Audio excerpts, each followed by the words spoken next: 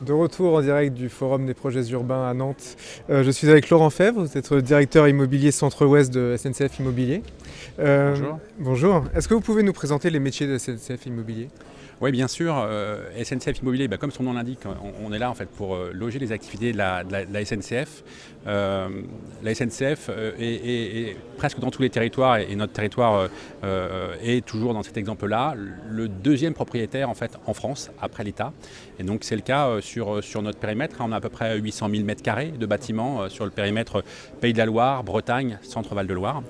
Et notre travail, c'est de maintenir, de réhabiliter, de construire le patrimoine de la SNCF. Donc le patrimoine de la SNCF, ça va, on a environ 2800 bâtiments sur ces 800 000 m² de bâtiments, et ça va de locaux de coupure, de petits ateliers qu'on peut avoir le long des lignes, en passant par ce qu'on appelle nous des techniciens de maintenance qui permettent de faire la maintenance au quotidien des rames, jusqu'aux énormes technicentres industriels qui sont là pour travailler sur des opérations de mi-vie. On s'occupe aussi du tertiaire, évidemment.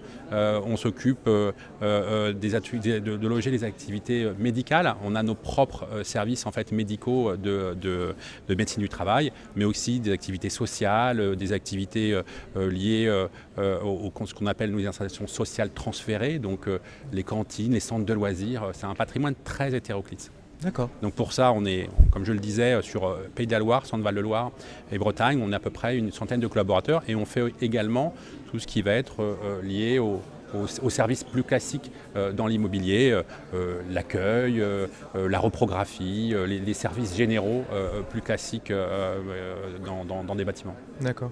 Est-ce que vous pourriez nous présenter un ou deux projets emblématiques, enfin opérations emblématiques que vous menez sur ce patrimoine?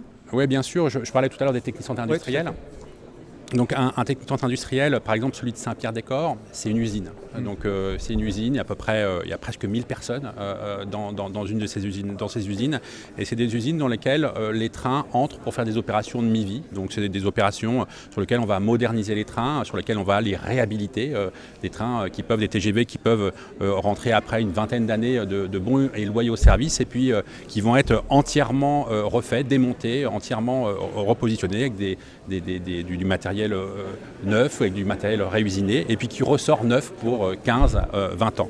Donc le centre industriel de Saint-Pierre-des-Corps est évidemment une énorme usine, et on a en ce moment un certain nombre de projets de réhabilitation pour accompagner justement l'outil industriel et pour faire que l'outil industriel soit au goût du jour, pour pouvoir faire des nouvelles productions de rames sur du TER.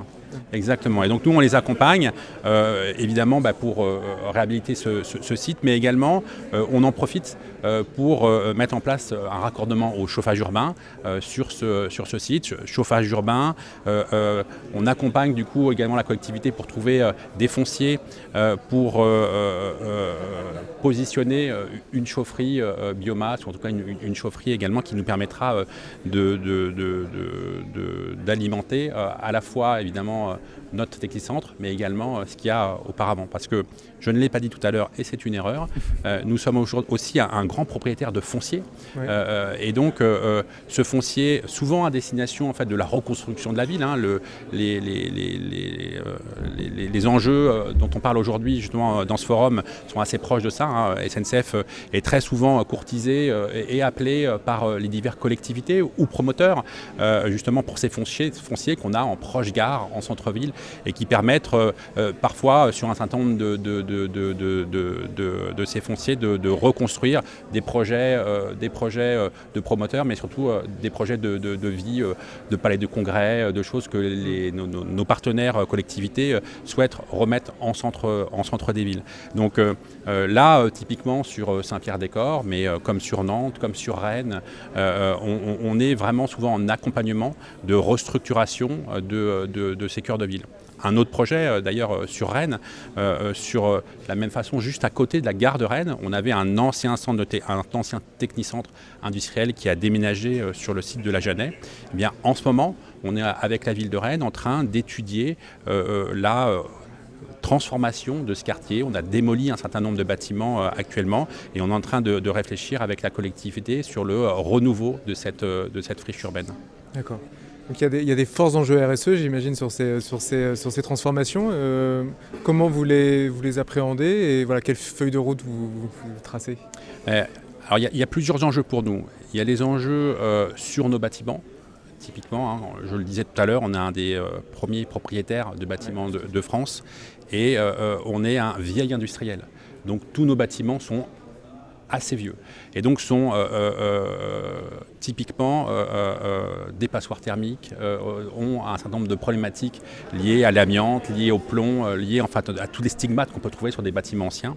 Et donc on a des enjeux importants sur la trajectoire énergie carbone à réduire justement nos consommations d'énergie, à être en capacité de répondre aux décrets tertiaires, de répondre en fait à la décarbonation de nos bâtiments. Donc on met en place un certain nombre de plans qui vont des plus simples de sortir complètement du fuel et des dernières chaudières fuel qu'on peut avoir à des choses beaucoup plus actuelles sur la mise en place de tout un parc de photovoltaïque. On a cette année, en 2022, inauguré sur Le Mans la ferme photovoltaïque Arnage sur un ancien site en fait de triage sur lequel sur 17 hectares avec un partenaire, nous on amène le foncier et sur ces 17 hectares il y a donc une ferme photovoltaïque qui a été aménagée et qui correspond à peu près à l'alimentation de 4500 foyers, 9000 personnes sur un an. Donc c'est des projets dans lesquels la SNCF a à cœur vraiment de participer. C'est 5000 tonnes de CO2 en fait évité. Donc, il y a un gros potentiel d'impact. Voilà, on a un très très gros potentiel grâce à notre foncier, grâce aussi à notre immobilier. Je le disais encore tout à l'heure sur l'immobilier que l'on a. On a évidemment aussi beaucoup de parkings. Donc on réfléchit à la mise en place d'ombrières solaires avec photovoltaïque, mais également sur les toits de nos bâtiments. Donc on a un fort enjeu aujourd'hui et une forte ambition à participer justement au développement des énergies renouvelables. Très bien. Merci beaucoup Laurent pour cet éclairage. Merci à vous. Restez avec nous sur le Forum des projets urbains. On continue.